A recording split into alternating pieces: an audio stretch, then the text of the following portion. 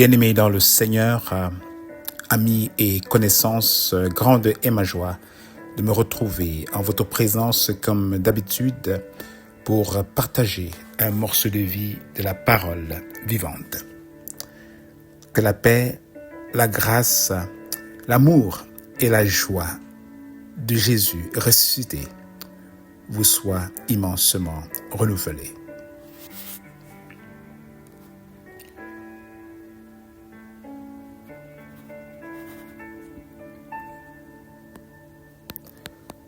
Voici la parole vivante. J'ai été crucifié avec Christ, et si je vis, ce n'est plus moi qui vis, c'est Christ qui vit en moi. Galates 2, verset 20. J'ai été crucifié avec Christ, et si je vis, ce n'est plus moi qui vis, c'est Christ qui vit en moi. Une vie nouvelle commence par une nouvelle identité. Tel est le titre de ton message du jour. Christ est vraiment ressuscité. Est-ce que tu y crois? Si tu y crois et que tu as déjà mis ta confiance en lui en l'acceptant dans ta vie comme ton seul Seigneur et Sauveur, en reconnaissant que sur la croix, ce sont tes péchés que Christ a porté et enseveli dans sa mort, si tu crois aussi que par sa résurrection, Christ a vaincu la mort, alors toi aussi, tu es mort au péché et tu hérites cette nouvelle vie que Dieu nous donne à travers son Fils. En effet, ceux qui ressuscitent avec Christ, parce qu'ils ont enseveli leurs péchés dans sa mort, obtiennent une nouvelle identité en Jésus-Christ. Sans Christ, nous étions perdus. Et l'apôtre Paul décrit notre ancienne identité en ces termes. C'est pourquoi vous, autrefois païens dans la chair, appelés incirconcis par ceux qu'on appelle circoncis, et qui le sont en la chair par la main de l'homme, souvenez-vous que vous étiez en ce temps-là sans Christ, privés du droit de cité en Israël, étrangers aux alliances de la promesse, sans espérance et sans Dieu dans le monde. Mais maintenant, en Jésus-Christ, vous qui étiez jadis éloignés, vous avez été rapprochés par le sang de Christ. Éphésiens 2, versets 11 à 13. Est-ce que tu t'y reconnais, mon frère, ma sœur? Est-ce que tu te reconnais d'avoir été à un moment donné sans Christ, privé du droit de cité, étranger aux promesses de Dieu, sans espérance? Moi, oui. Peut-être est-ce encore ton identité présentement? Toi qui n'as pas encore accepté Jésus-Christ dans ta vie et fais de lui ton Seigneur et Sauveur. Peut-être c'est ton cas. Mais la bonne nouvelle est qu'à la croix, par son sang versé pour nous, sa mort et sa résurrection, Christ nous donne une nouvelle identité. L'apôtre Paul poursuit, mais maintenant, en Jésus-Christ, vous qui étiez éloignés, vous avez été rapprochés par le sang de Christ. Éphésiens 2, verset 13. Mon frère, ma sœur, mon ami, si tu te trouves encore loin de Jésus-Christ, tu peux te rapprocher de lui maintenant en acceptant qu'il a porté tes péchés sur la croix, que son sang a coulé pour toi, pour te laver de toutes tes iniquités et te permettre d'expérimenter une nouvelle vie. Si quelqu'un est en Christ, il est une nouvelle créature. Les choses anciennes sont passées. Voici, toutes choses sont devenues nouvelles. 2 Corinthiens 5, verset 17. Oui, cette nouvelle identité est un nouveau statut privilégiée que nous recevons en Christ, nous devenons enfants de Dieu par la puissance de Dieu. Mais à tous ceux qui l'ont reçu, à ceux qui croient en son nom, elle a donné le pouvoir de devenir enfants de Dieu, lesquels sont nés non du sang, ni de la chair, ni de la volonté de l'homme, mais de Dieu. Jean 1, verset 12. Une nouvelle identité, c'est ce que tu hérites. Une nouvelle identité, c'est ce que tu reçois gracieusement avec la résurrection de Christ. Mais une nouvelle identité implique aussi une nouvelle vie. Ce n'est pas seulement un statut à chérir, mais c'est un statut qui nous amène à changer nos vies, à changer notre manière de penser, à changer notre manière de voir. C'est comme quelqu'un qui obtient la citoyenneté dans un pays d'accueil. Cette personne doit réapprendre à vivre selon les valeurs de ce pays, obéir à ses lois, assumer ses responsabilités, apprendre la culture et s'y adapter pour bien vivre et profiter des privilèges offerts.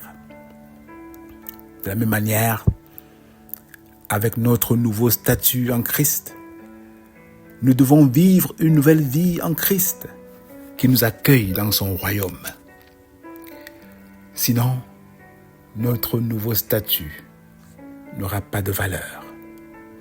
Nous serons certes citoyens du royaume céleste, mais si nous continuons à vivre comme avant, alors cela nous aura servi à rien d'être en Christ. La résurrection de Christ n'aura donc de sens pour notre vie que si nous apprenons à vivre une vie nouvelle. Et l'apôtre Paul nous dit, en son épître aux Romains, chapitre 6, verset 4, « Nous avons donc été ensevelis avec lui par le baptême en sa mort, afin que, comme Christ est ressuscité des morts, par la gloire du Père, de même, nous aussi, nous marchions en nouveauté de vie.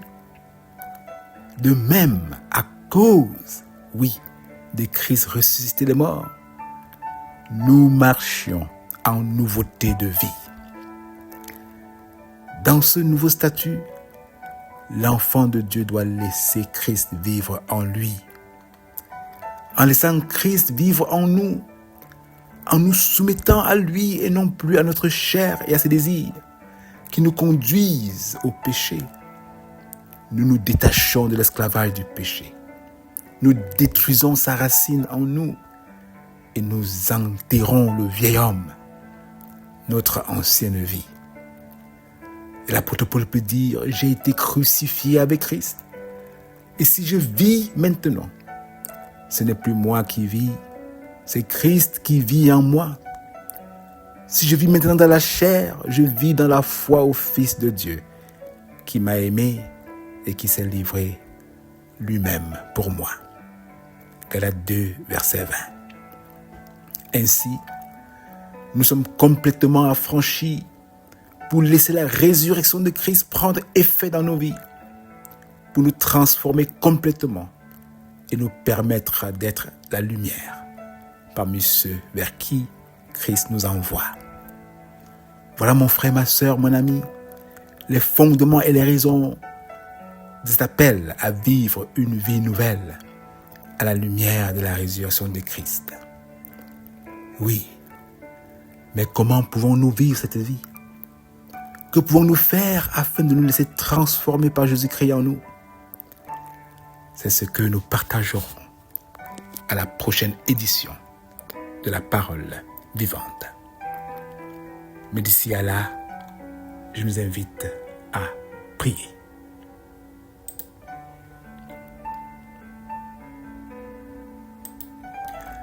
Et comme d'habitude, après cette prière, je nous avec un morceau spécial.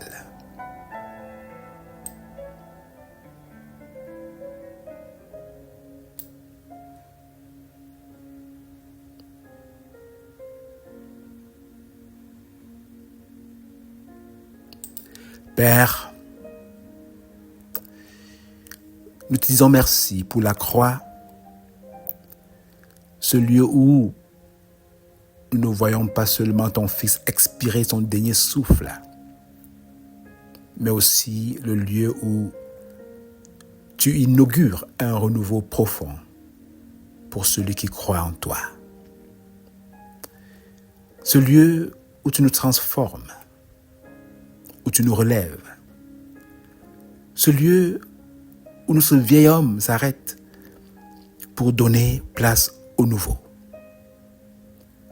Alors que nous voulons que cet homme nouveau prenne place dans nos vies à travers cette série, nous te prions de nous accompagner chaque jour dans cette nouvelle vie.